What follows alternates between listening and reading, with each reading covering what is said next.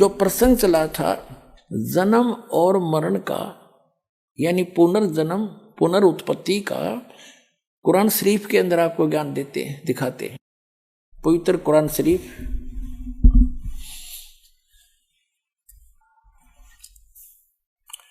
ये वही कुरान शरीफ है।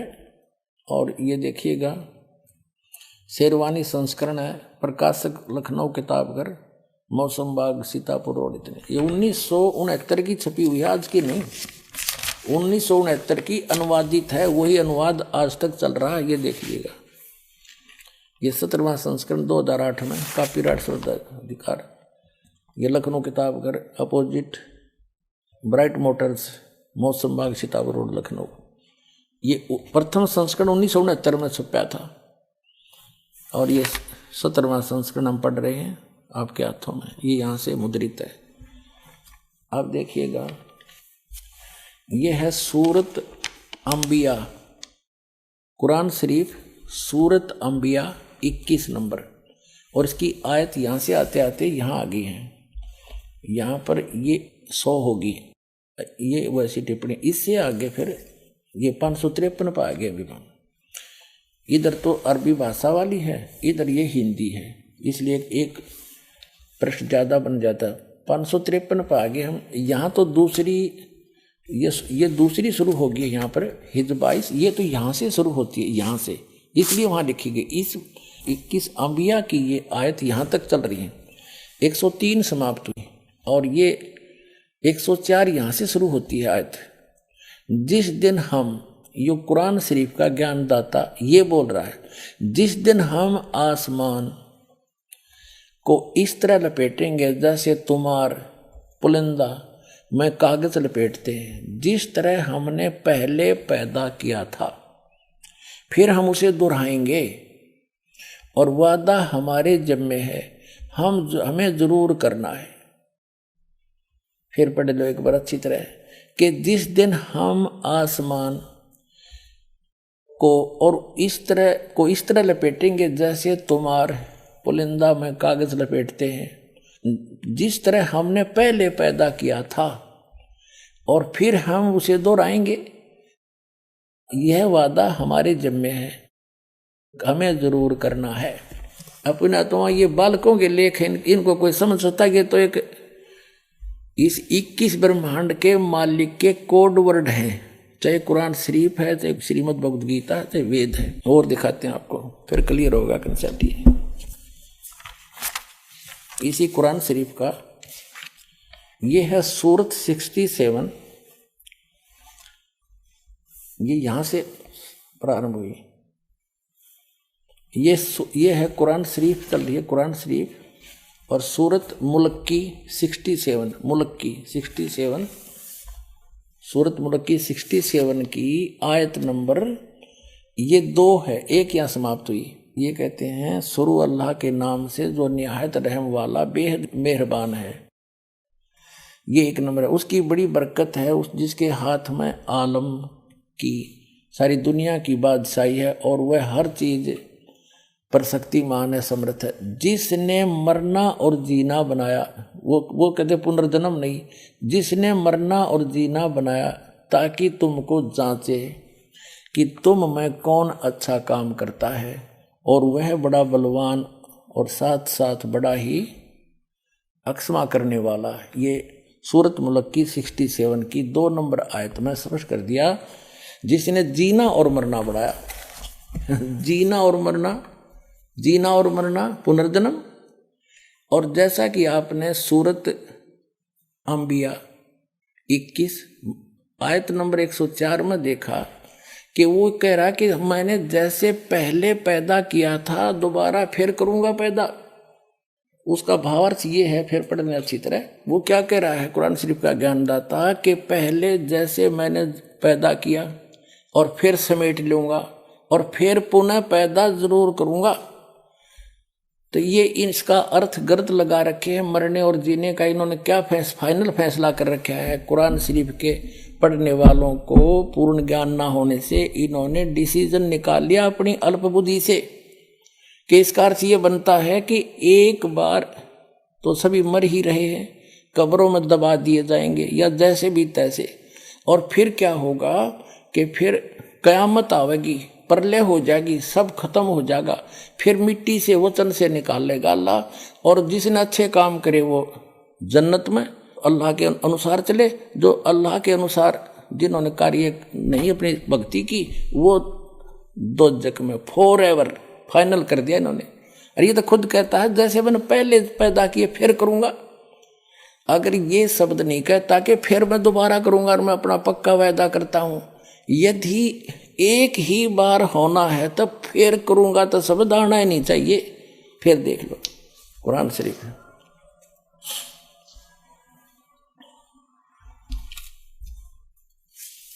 ये वही किताब है कुरान शरीफ। फिर दोबारा दिखाते हैं आपको, ये है सूरत अंबिया 21, कुरान शरीफ सूरत अंबिया 21 की आयत नंबर ये चलती चलती आ रही है, ये आके आगे ये 100, इसके बाद यहाँ आ जाती है 553 पृष्ठ पर।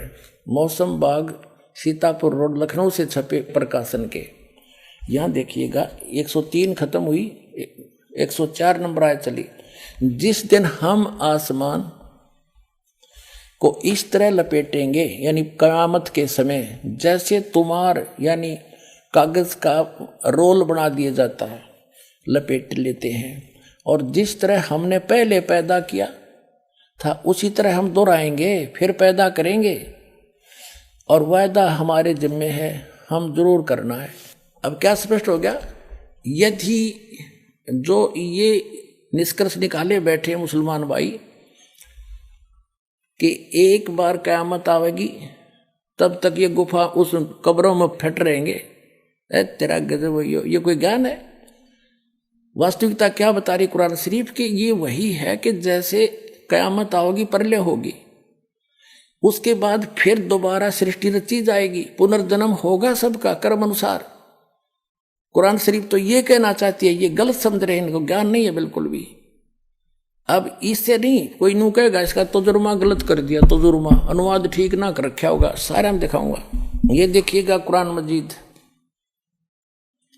ये सिर्फ नाम नाम का अंतर है, लेख ज्यों का त्यों है। ये है तजुर्मा मौलाना फतेह मोहम्मद खां साहिब जालंधरी तसही, मौलाना अब्दुल मजीद सरवर साहिब, प्रकाशक है Farid book depot private limited नई दिल्ली से। यही है सारा कुछ, वही है।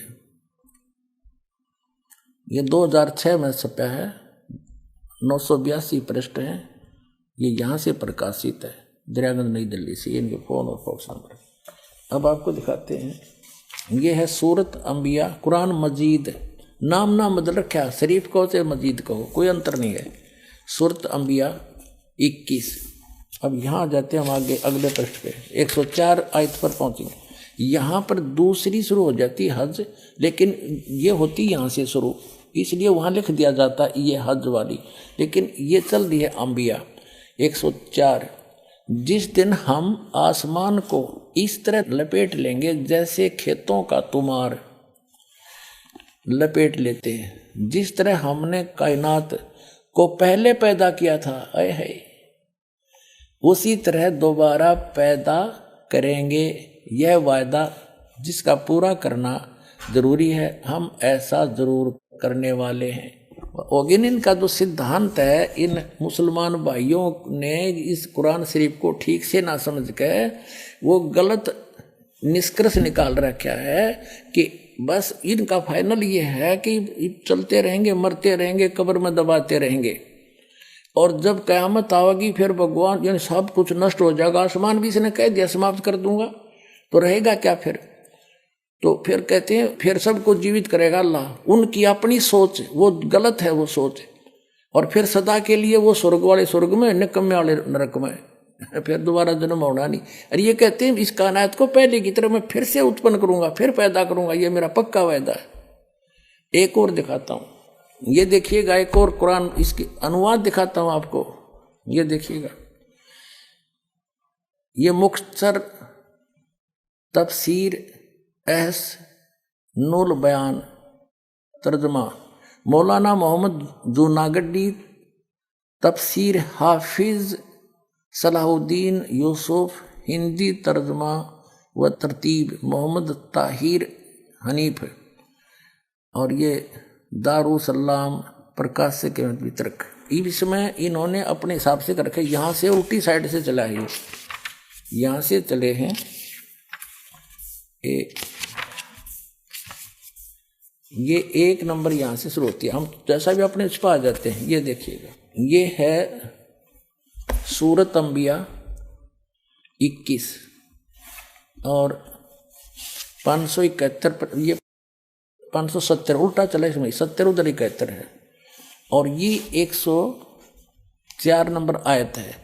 जिस दिन हम आकाश को इस तरह लपेट देंगे जिस तरह रोल के कागज पंजी का लपेट दिए जाते हैं, और हमने पहली बार पैदा किया था उसी तरह दोबारा करेंगे।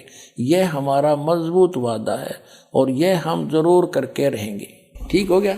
जिस तरह हमने पहले पैदा किया था उसी तरह फिर करेंगे। इब जैसे आपने ये कुरान शरीफ फिर दिखाते हैं आपको, ये कुरान शरीफ वही है।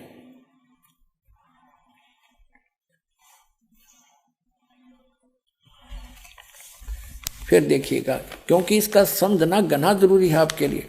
कुरान शरीफ सूरत अंबिया 21 और यहाँ इसकी सूरत यहाँ आ जाती है 104। ये देखिएगा 553 पृष्ठ पे 103 या समाप्त हुई। जिस दिन हम आसमान को इस तरह लपेटेंगे जैसा तुम्हार पुलिंदा कागज लपेटते हैं, यानी बंडल बना देंगे, जैसे रोल बना दिया जाता है, जिस तरह हमने पहले पैदा किया था फिर हम उसे दोहराएंगे और यह वादा हमारे जिम्मे है, हम जरूर करना है। अपने आत्माओं, यदि इन मुसलमान भाइयों ने कुरान शरीफ को ढंग से समझा होता तो ये पहले ही समझ जाते। और फिर इसमें इसने स्पष्ट कर दिया है, जब पूरे सभी को प्रलय करूंगा और सब आकाश तक भी समेट दूंगा, इसका मतलब सब नाश हो जाएगा, फिर रहेगा क्या? वो कहाँ रहेगी फिर? जन्नत इनकी। और क्योंकि फिर पैदा करूंगा ही करूंगा, मैं उसको पुनः पैदा करूंगा, ये मेरा वायदा है। और पुण्य आत्माओं,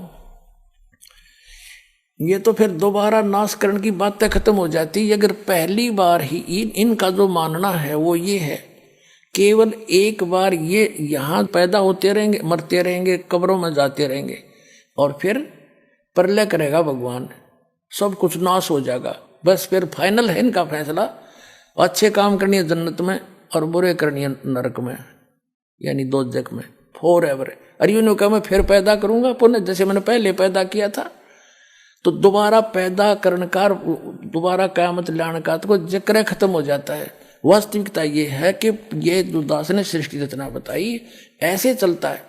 और जब ब्रह्मा जी की मृत्यु होगी, ब्रह्मा जी के एक दिन में पूरी ये क़यामत आती है, पृथ्वी स्वर्गलोक और पाताल लोक पर कति जल ही जल हो जाएगा, सब समाप्त हो जाएंगे। वह जन्नत भी ना रहे इनकी, स्वर्ग जो जन्नत मानते हैं वो भी नहीं रहेगी।